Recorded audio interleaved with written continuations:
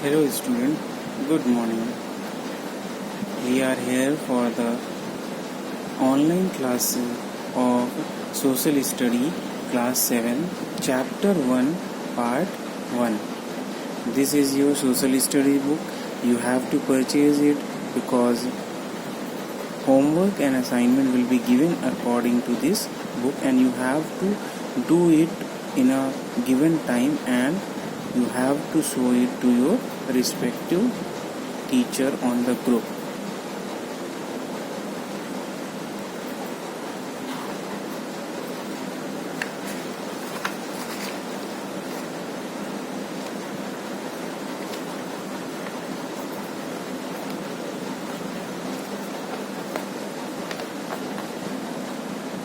So the chapter first is in history is the medieval period. Let's start with the chapter. The period between the ancient and modern period of history is known as the medieval period. जो ancient history और modern history के बीच का जो period था उसको हम क्या कहते हैं? medieval period. It is also known as the middle age. इन दोनों के बीच का जो period उसको हम middle age भी बोलते हैं. The medieval world transport student back to a period in time where alchemists search for the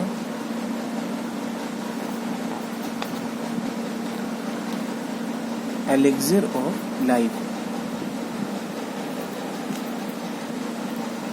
ये ऐसा पीरियड है जहाँ पे the medieval world transport student back to the period in time where the alchemists search for the elixir of life.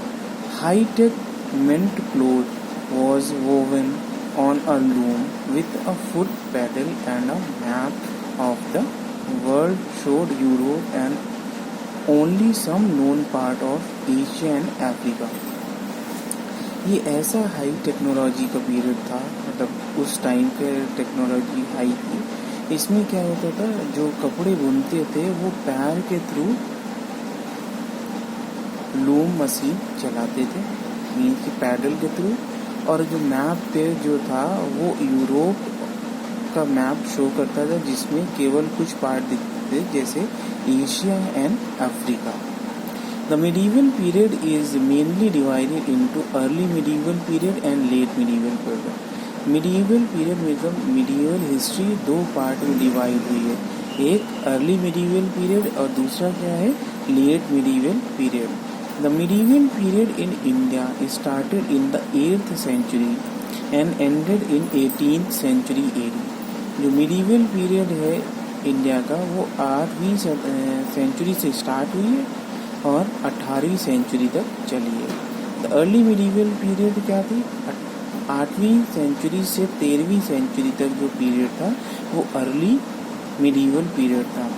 और जो 13वीं से 18वीं तक था वो क्या था, late medieval period. The main and powerful ruling dynasty in the early medieval period were the Palas, कुत्ताज, चोलाज, प्रतिहार्स. ये सब क्या थे, अर्ली मिडीवल पीरियड में जो वहाँ के शासक थे, डायनेस्टीज. एंड द राजपूत, ये सब पलास, राष्ट्रकुत्ताज, चोलाज, प्रतिहार्स और Rajput. In the late medieval period we saw the rules of Turk, the Afghans and the Mughal. और जो सेकेंड पार्ट है जो जिसको हम बोलते हैं लेट मिडीवल पीरियड, उसमें कौन कौन शासक थे, तुर्क थे, अफगान थे और मुगल थे.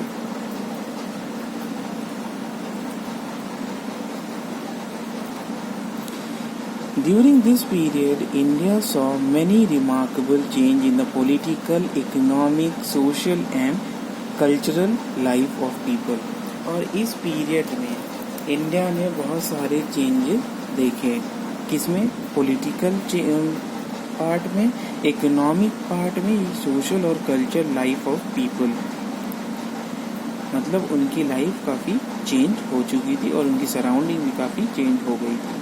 Different group of people came to India and brought with them different culture, बहुत तरह के लोग इंडिया आए और अपने साथ बहुत सारे कल्चर्स जो रीति रिवाज होते हैं वो लेके आए थे। जैसे मुगल्स, ये सब मुगल, टर्कीज, अफगानीज, वो अपने अपने रिचुअल्स और कल्चर लेके आए तो यहाँ पे उन्होंने उस चीज़ को फॉलो किया।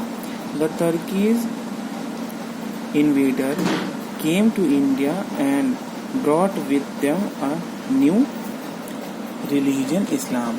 जैसे जो तुर्की आए थे वो अपने साथ एक नया रिलीजन लेके आए थे जिसको हम क्या बोलते हैं, Islam, which an integral part of India's culture heritage by the 12th century AD, जो कि इंडिया के इंटरनल पार्ट मतलब एज अ कल्चर यहाँ पे एक्सेप्ट कर लिया गया था 12th century के पहले। Thus, this period gave India multi culture society, और इस पीरियड ने मल्टी कल्चर सोसाइटी दिया इंडिया को। The intermixture of religious community and composite culture develop during medieval period, और यहाँ पे इंटरमिक्सिंग ऑफ रिलीजियस कम्युनिटी, कई सारे डिफरेंट कम्युनिटी वो आपस में मिक्स हुए और यहाँ कंपोजिट कल्चर डेवलप हुआ, एक मिला जुला कल्चर जो है वो डेवलप हुआ कब, मिडीवल पीरियड में। So our next topic is changing name of India.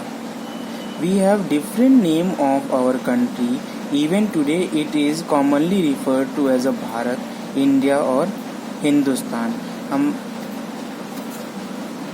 हमारे इंडिया के कई सारे नाम चेंज हुए, जैसे इस टाइम अगर देखा जाए तो हमारे इंडिया का नाम भारत, इंडिया और हिंदुस्तान, इन तीनों नाम से हम उसको बोलते हैं।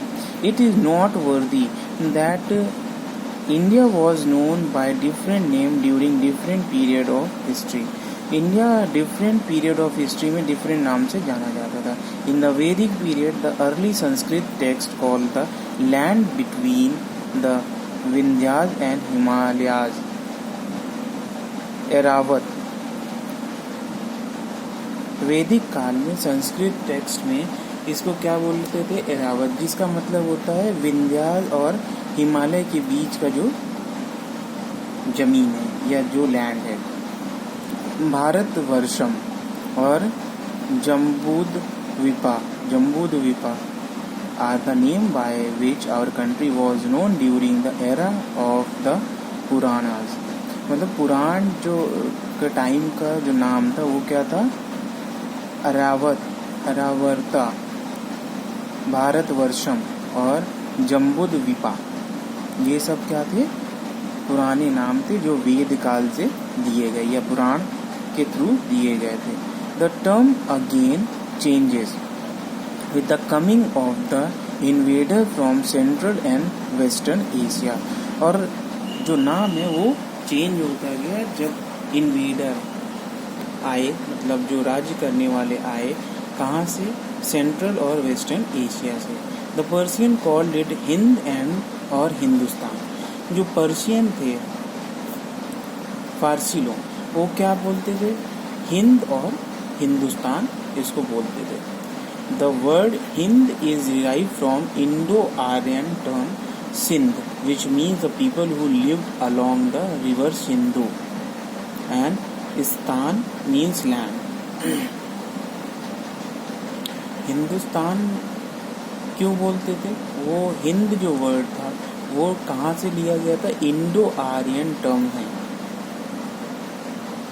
जो जैसे सिंध होता है उसी तरह हिंद उन्होंने लिया। और हिंद का क्या मतलब था, सिंध का मतलब था कि जो लोग सिंध रिवर के पास रहते हैं, और स्थान मतलब लैंड, जमीन। Our country got its name India by a long process. The Sanskrit word Sindhu was pronounced Hindu by Persian in old times, and in French language the Hindu become Inde. जो हमारी country थी उसका नाम India था, बहुत लंबे process से उसको इंडिया कहा गया। कैसे, संस्कृत का वर्ड सिंधु जो था उसका प्रोनाउंस्ड जो किया जाता था तो हिंदू होता था पर्शियन में। पुराने समय में। और जब फ्रेंच लैंग्वेज में उसको देखा गया तो हिंदू बिकम्स इंडी, तो this Indi becomes into English as India, और फिर इंग्लिश में वो क्या हो गया, इंडिया हो गया। The meaning term of Hindustan also change over the century in many ways. जो हिंदुस्तान का नाम था वो चेंज होता गया हर सेंचुरी में, बहुत सारी सेंचुरीज में उसको चेंज किया गया। According to some medieval scholars in 13th century, 13वीं शताब्दी के कुछ स्कॉलर्स ऐसे थे जो Hindustan was meant as the area of Punjab, Haryana and the land between the Ganga and Yamuna. On the other hand, the subsequent ruler in the Delhi Sultanate referred to their kingdom as Hindustan. और जो दिल्ली के सल्तनत थे उन्होंने अपने kingdom को हिंदुस्तान के नाम से संबोधित किया। While Babur, the founder of Mughal Empire, used the term Hindustan to describe the geographical, natural vegetation and the culture of inhabitant of the subcontinent. Babur जो थे मुग़ल एम्परर के जो फाउंडर थे, जो जनक थे, उन्होंने क्या किया, यहाँ पे उसको डिस्क्राइब किया हिंदुस्तान को जोग्राफिकल, नेचुरल, वेजिटेशन और कल्चर के इनहेबिटेड के according. And finally in 19th century Hindustan came to be used for the entire Indian subcontinent during the British rule। और जो हिंदुस्तान था वो क्या है, एंटायर इंडिया के सब कॉन्टिनेंट को बताया गया, मतलब उसको सब कॉन्टिनेंट पूरा, उसको क्या कहा जाता था, Hindustan. Next topic is major historical development. The medieval period in India characterized some significant change that led to the development in social, economic, political, cultural and religious condition of India।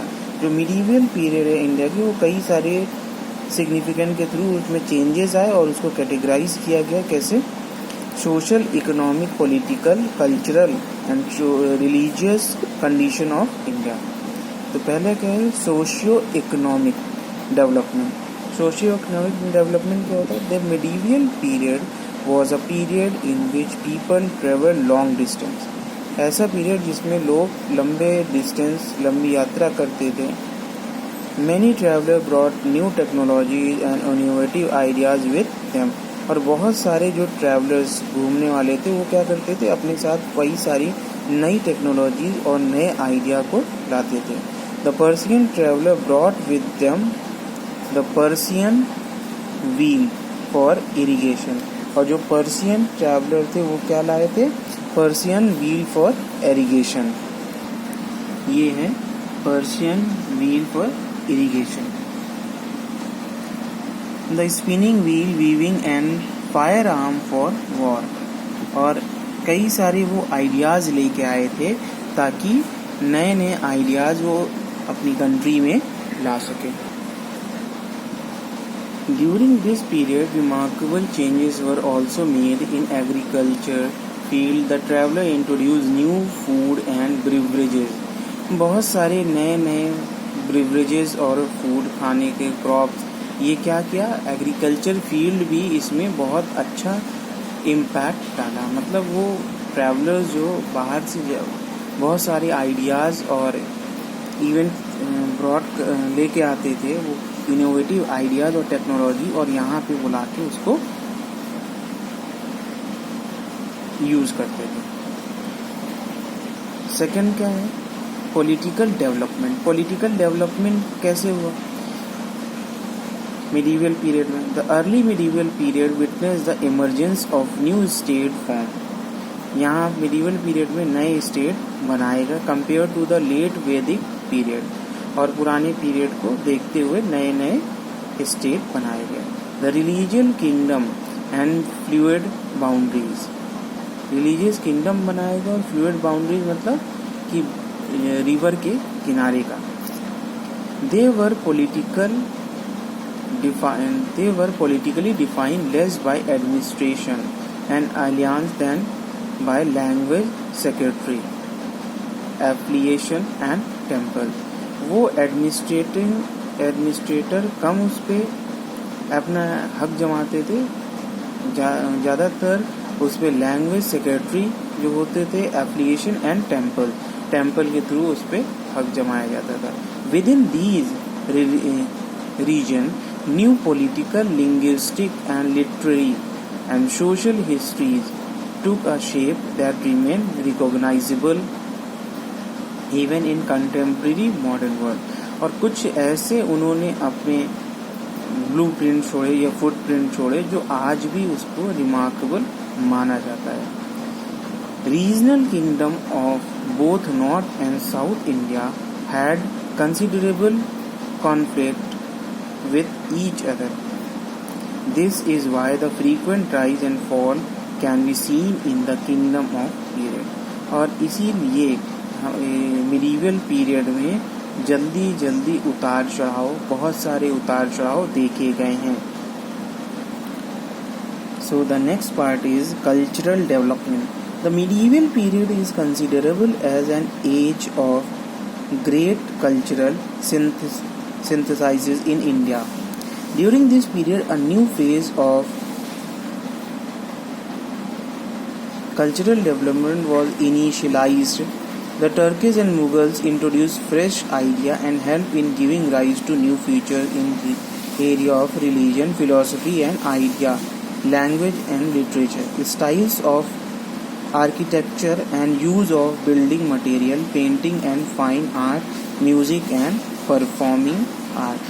Mughal और तर्कीज ये सब क्या करते थे, फ्रेश आइडियाज़ यहाँ पे implement करते थे, यहाँ पे लाते थे, और जो कि न्यू फीचर्स को हेल्प किया, चाहे वो रिलीजन में हो, फिलॉसफी में हो, या आइडियाज़ हो, या लैंग्वेज और लिटरेचर की बात करें, या स्टाइल्स ऑफ आर्किटेक्चर, जो मंदिर, मस्जिद, घर या कोई भी चीज़ बनाया जाता था, इमारतें बनाई जाती थी, उनको आर्किटेक्चर बोलते. And use of building material, कौन सी बिल्डिंग मटेरियल यूज़ किया गया था, उसमें कैसी पेंटिंग की, वो नए आइडियाज़ वो लाते थे और यहाँ पे उसको अप्लाई करते थे. In this period we can see there was a fusion of new and existing tradition. और इस पीरियड में हमने देखा कि फ्यूजन मतलब मिक्सचर था न्यू और एग्जिस्टिंग ट्रेडिशन, नए और पहले से वहाँ पे जो ट्रेडिशन थे उनके मिक्सअप थे. It get merged in our and become an inseparable part of our tradition. और ये हमारे ट्रेडिशन में मिक्सअप हो गए और यहाँ पे बहुत अच्छा इंस्पायरेबल, जो इंस्पायर किया जाए ऐसा ट्रेडिशन बन गया. Some of the food we eat today like parathas, gulab jamun, biryani etc. influences by Central Asia. मतलब जो हम ये गुलाब जामुन, पराठाज और बिरयानी खाते हैं, ये इंडिया का नहीं, ये कहाँ का है, सेंट्रल एशिया का है. The different dress like salwar kameez, kurta pyjama etcetera they wear today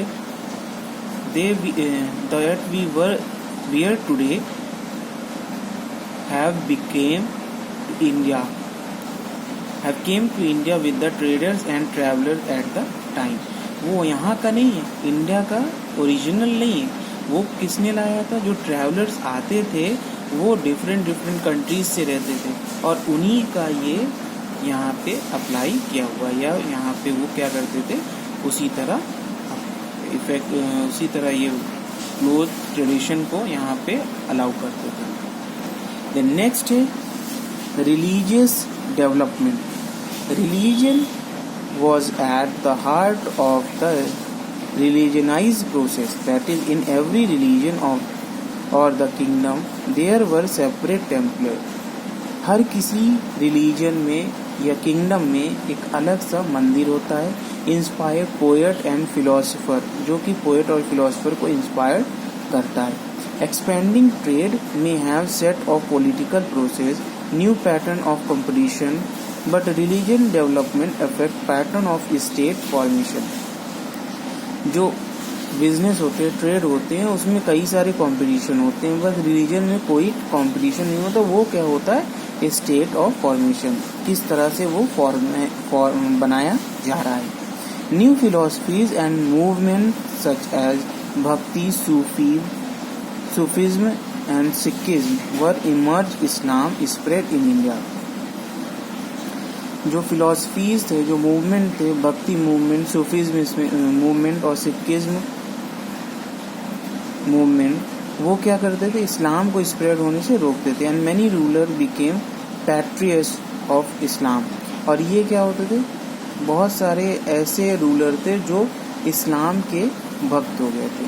the bhakti and Sufi movement spread the message of devotion to God and kindness toward all human being. Bhakti movement और सूफी मूवमेंट क्या मैसेज देता था, वो स्प्रेड करता था कि भगवान के प्रति अपने आप को काइंडनेस रखो और उनके थ्रू अच्छे इंसान बनो।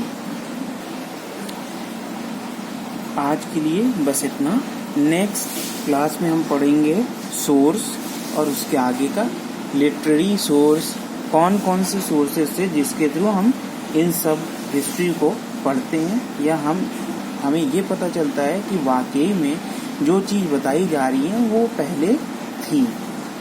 So today we have learned about the medieval period of history.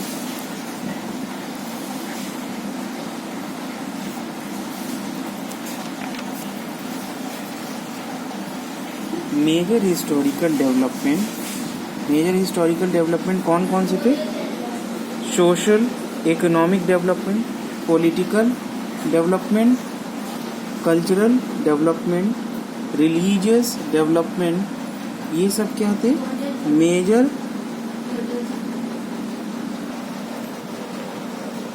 Purchase the book, read the chapter, mark the important words और the words which you can not understand. और जो भी टॉपिक नहीं समझ में आ रहा है, कोई भी वर्ड नहीं समझ में आ रहा है, तो व्हाट्सएप ग्रुप पे उससे क्लियर कर देना। Thank you. See you again in the next class.